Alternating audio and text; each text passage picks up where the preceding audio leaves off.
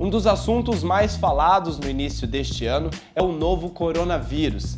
Segundo a Organização Mundial da Saúde, a doença já alcançou, até o dia da gravação deste programa, mais de 40 países, inclusive o Brasil.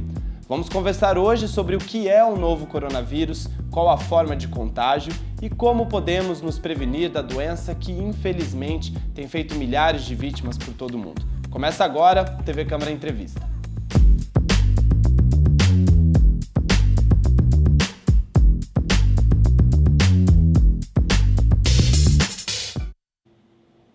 Olá! O assunto coronavírus está nas capas dos jornais, revistas e nas conversas informais do dia a dia. A gravidade da epidemia tem aumentado a tensão entre a sociedade, porque além do aumento de mortes e casos confirmados, as fake news em torno do assunto se espalham com rapidez.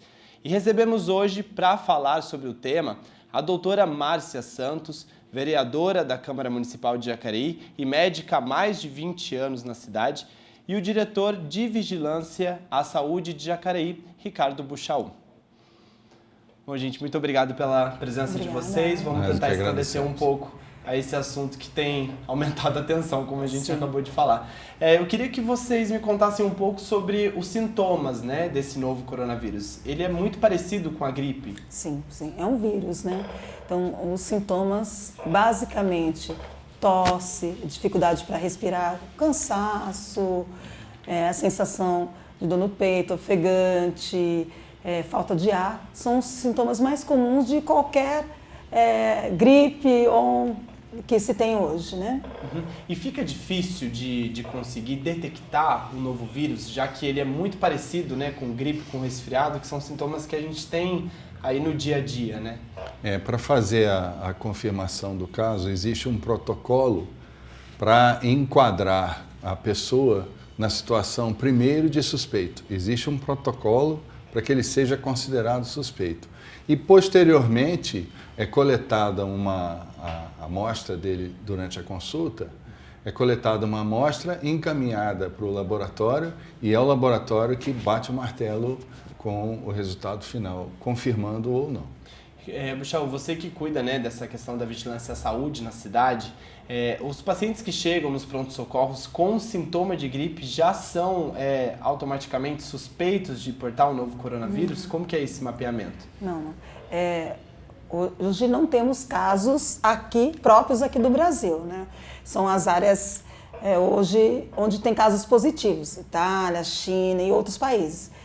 O Buchaú há pouco comentou que hoje temos 84 países já com vários casos de coronavírus. Esses pacientes com sintomas que a gente falou anteriormente, de tosse, falta de ar, cansaço, que venham dessa região, já são considerados casos suspeitos. Ou pessoas que conviveram, né, Buchaú, com esses pacientes suspeitos também.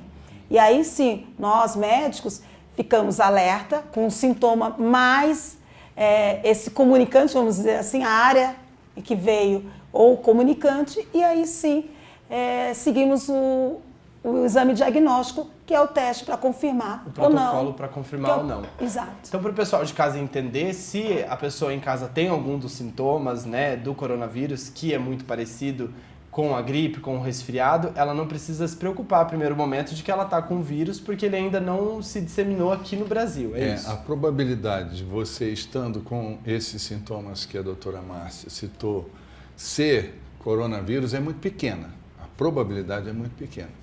Agora, se além desses sintomas você tem um histórico de ter viajado para uma região aonde a doença está circulando, ou se você teve um contato muito próximo com alguém que é um doente confirmado, é um portador da doença, ou é um caso suspeito também confirmado, aí, neste caso, ao se dirigir ao posto médico, você deve dar essa informação logo que chega. Olha, eu estou com esses sintomas e tive contato com uma pessoa suspeita ou com uma pessoa que já foi diagnosticada. Certo. Esse protocolo, ele está sendo feito agora justamente pelo período que a gente está vivendo, pelos casos que a gente estão sendo tragos para o Brasil. Caso a doença aumente, o número de casos aumente aqui no Brasil, esse protocolo ele muda? A princípio, não. A princípio, os procedimentos que são adotados nos estabelecimentos de saúde seguem essa regra no mundo todo. Não há diferença o fato de você ter um caso ou ter 200 casos. O que pode haver é você se estruturar de uma forma diferente para absorver e ser capaz de tratar toda essa população, se acontecesse. Mas o protocolo é o mesmo. O protocolo, então, ele não muda independente do número de casos. Não, ele pode evoluir em função das novidades que surgirem. Nós não podemos esquecer que essa é uma doença muito nova, tudo que se sabe dela é muito recente, não dá para generalizar. Os aspectos que ela vem demonstrando, tanto da capacidade de dispersão muito grande que ela tem, como da letalidade dela, que não é muito elevada, mas que vem crescendo, são todas nuances muito novas e, portanto, os protocolos são decididos em função daquilo que se sabe hoje. Mas amanhã eles podem mudar, não pela quantidade, mas porque a ciência pode afirmar novos valores que vão surgindo. As pesquisas estão correndo no mundo todo e diariamente a gente tem 3, 4 novos resultados aí para incluir e às vezes eles podem alterar o protocolo. Certo. Então a população ela não precisa ficar preocupada que esse protocolo ele não é tão eficaz ou que há uma tentativa de repente tranquilizar a população, porque a população fica bem assustada, né? Se fala muito nos noticiários e tudo mais, então o protocolo ele é seguro. Protocolo ele é seguro. Completamente seguro. Sim. E é utilizado no mundo todo. E não há nenhuma tentativa de tranquilizar, porque não há motivo para tranquilizar. Não existe razão nenhuma para pânico. Não está acontecendo um pânico, nem deve acontecer, porque não há razão para isso. As coisas estão de uma forma normal, mas estão na mídia. Pontualmente, todos os dias, os casos estão crescendo, etc. Mas hoje, se preocupar com a dengue é muito mais responsável do que se preocupar com o coronavírus. O coronavírus a gente deve se informar para saber o que fazer, mas não está acontecendo praticamente nada aqui no Brasil com relação ao coronavírus que mereça preocupação. Com a dengue, sim. Com a dengue, sim, sempre, né? Inclusive, eu tive dengue e eu senti na pele, assim, como que a doença ela pode realmente, né, aumentar e dificulta bastante o quadro de saúde. E agora com pós-chuva, né, exatamente.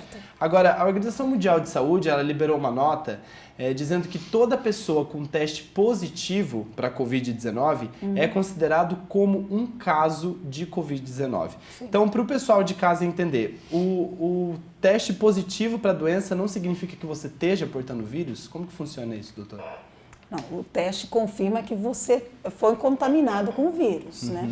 Ele leva até vir o resultado, leva um tempo, né? Você tem o estádio da doença, de contaminação, que é como qualquer vírus. Você começa os sintomas em torno de 2, 3 dias e pode ir até uma semana em média, né? O teste é feito, até é comunicado à vigilância o resultado. Então, você já teve o contágio desses casos, né? Você já teve o vírus, né? Você já tem o vírus. Esses casos que são confirmados, sim. Então, essa afirmação da Organização Mundial de Saúde é resultado de algumas ocorrências que residem, sobretudo, nos protocolos que nós estamos comentando. É considerado suspeito quem atende a uma determinada definição. Tem 2 ou 3 definições em que você é considerado suspeito. Por outro lado, como nós apontamos agora há pouco, existem muitas mudanças, informações novas que vão chegando e algumas decisões vão sendo alteradas. O próprio conceito de caso suspeito e de caso confirmado também vem se ajustando a isso. De ontem para hoje, ontem à noite saiu um novo boletim com uma nova definição, afirmando que serão incluídos como confirmados aqueles casos suspeitos que, por alguma razão, não puderam ser avaliados pelo laboratório. Exato. Então, essa observação da OMS é no sentido de que é taxativo.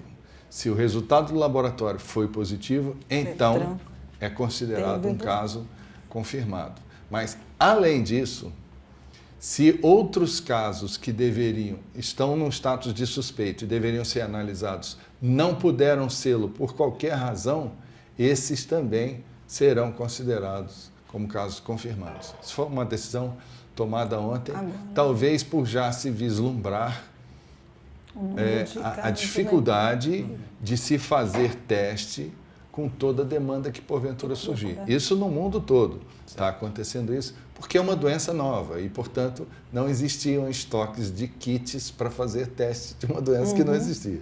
Certo. Então, está sendo tudo produzido agora e é preciso racionalizar, portanto, a utilização de cada insumo desse aí. Aí, às vezes, os procedimentos são definidos em função de limitação de material para trabalhar. Certo.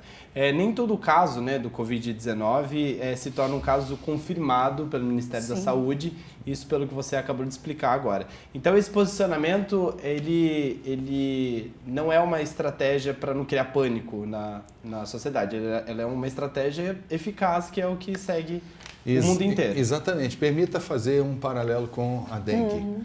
De 100 casos que são notificados de dengue, 95% são negativos, não são confirmados.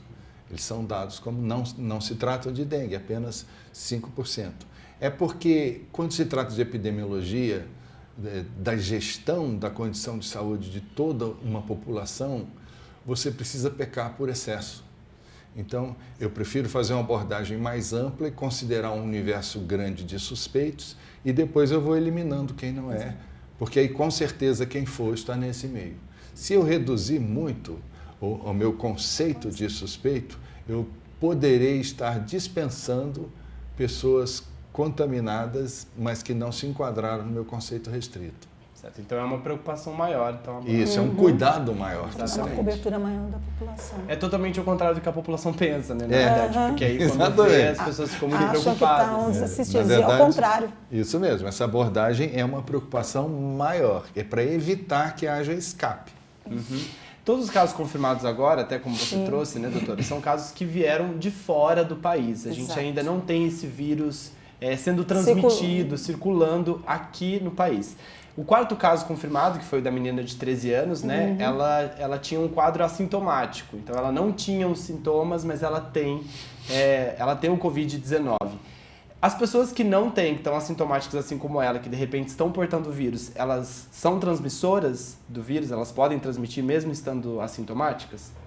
Isso é uma coisa que está sendo estudada e pesquisada agora, porque existem sérias suspeitas disso. Né? E até mesmo porque existem variáveis até, né? A gente viu que alguns subtipos que vieram para cá são de regiões até diferentes, né? Na Europa.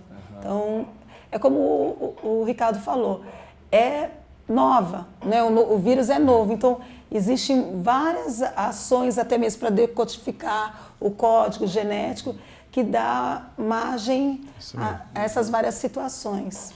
Agora, doutora, você com sua experiência na medicina, você também, né, Ricardo Puxal, na vigilância à saúde, dá para fazer um paralelo dessa epidemia com algumas outras epidemias que foram controladas no mundo? A própria família coronavírus é um exemplo disso. Esse novo coronavírus, na verdade, ele é a 7ª cepa. Essa família coronavírus foi conhecida em 1960. Existem 4 cepas, 4 tipos de coronavírus com os quais a gente convive há muito tempo. Provavelmente todos nós aqui, em algum momento, tivemos e não sabemos disso. Existiu uma 5ª em 2002 que surgiu na China também, que provocou a SARS. Foi uma epidemia muito grave, muito intensa, com índice de letalidade de 10%, mais do que o dobro desse atual, mas que desde 2004 não há mais registro nenhum. Aparentemente foi extinto, mas não se encontrou mais. Depois, em 2012, um 6º membro dessa família surgiu, a chamada MERS, que foi também o mesmo caso da anterior, mas nos países do Oriente Médio. E também foi muito agressiva, provocou síndromes respiratórias graves e tal. E agora, em dezembro do ano passado, surge esse novo coronavírus, que é uma 7ª cepa dessa família aí. Exato. Que ele vem com características próprias que se conhece, pelo menos até agora. Não tem uma letalidade muito elevada como os demais, mas tem uma capacidade de se dispersar muito grande. Como um vírus, né? Como um vírus. A possibilidade do vírus. Eu acho que é bem reforçar isso que o Buchal falou, o Ricardo falou, é uma família, né, de coronavírus, né, que muitos que a gente entrou em contato. A SARS que a gente teve não é o corona que é de hoje, são distintos, tá? Para o pessoal não pensar, fazer associação do tipo, olha, agora então eu tenho dessa família, vai acontecer a mesma coisa como aconteceu lá atrás.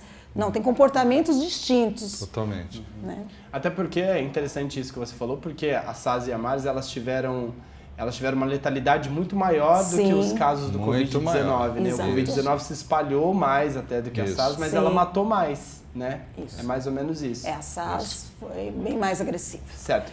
Agora, doutora, a gente sabe que o uso de alguns medicamentos, eles podem mascarar alguns dos sintomas, né? E isso é um fator que pode prejudicar a apuração do contágio? Na verdade, não a ação do contágio, mas o diagnóstico propriamente dito, né? Infelizmente, aqui no Brasil, a gente tem uma política, vamos dizer assim, um costume a primeira porta de entrada da saúde é a farmácia ali do lado. Então, eu comecei a espirrar, tossir, eu já vou lá na farmácia, compro o meu analgésico, meu antitérmico, e aí eu camuflo os sintomas que a gente havia dito. Tosse, falta de ar, e aí não linko com as outras possibilidades. Se eu entrei em contato com alguém que veio de fora, se eu viajei, tomei o medicamento, camuflei, não procurei o médico, não fiz o diagnóstico. Então a maior preocupação agora não é nem tanto com a medicação, né? Não. É mais com você ficar atento aos sintomas. Isso. E isso até para chegar aqui vai ser mais difícil, né? Para você ficar atento aos sintomas, porque a gente não tem caso. Uma coisa que tem que estar bem claro, é um vírus. Então não existe um tratamento para a cura do vírus, né? Os medicamentos que hoje a gente administra, seja ele, são basicamente para os sintomas. E como eu falei, realçando isso, no início, camufla os sintomas que são o que te motiva a procurar assistência médica e a fazer o diagnóstico. E impacta totalmente nas ações que a vigilância pode ter. Porque se eu não faço o diagnóstico, como a vigilância vai ter esses dados para poder fazer todo um bloqueio, toda uma ação. Então, precisa sempre procurar. Tossiu, falta de ar, veio de local onde circulava esse vírus, procura assistência médica, para que isso seja investigado, a vigilância seja acionada, se você estiver naqueles critérios, e aí sim, pode tomar o medicamento para minimizar os sintomas de acordo com a prescrição médica. Sempre com a prescrição Sempre. médica, né? Isso Sempre. é uma atitude até civil de todo mundo para conseguir ajudar nesses casos, né? Isso mesmo. Eu ia até perguntar isso, né? Como que a sociedade pode ajudar na prevenção de tudo isso, né? Além dos termos que a gente não pode fazer, né, lavar a mão, tudo mais, essa questão de espalhar as notícias, né, de ficar atento, como que a gente pode ajudar, né, enquanto sociedade civil? Comunicação é a grande arma para o enfrentamento de doenças com tendências epidêmicas, como essa que nós estamos enfrentando, sobretudo quando dizem respeito ao sistema respiratório, é a informação, é a conversa. Porque o que você tem para utilizar contra o vírus, como a doutora falou, não são medicamentos, mas procedimentos, formas de se relacionar. Aqueles cuidados que você começou a enumerar. Evitar ambientes fechados, evitar aglomerações, evitar contatos com as mãos, lavar as mãos permanentemente, desinfetar as mãos. E não basta fazer isso com as mãos. O celular que nós carregamos durante tanto tempo, você desinfeta as suas mãos. No momento que você segurou o celular, acabou.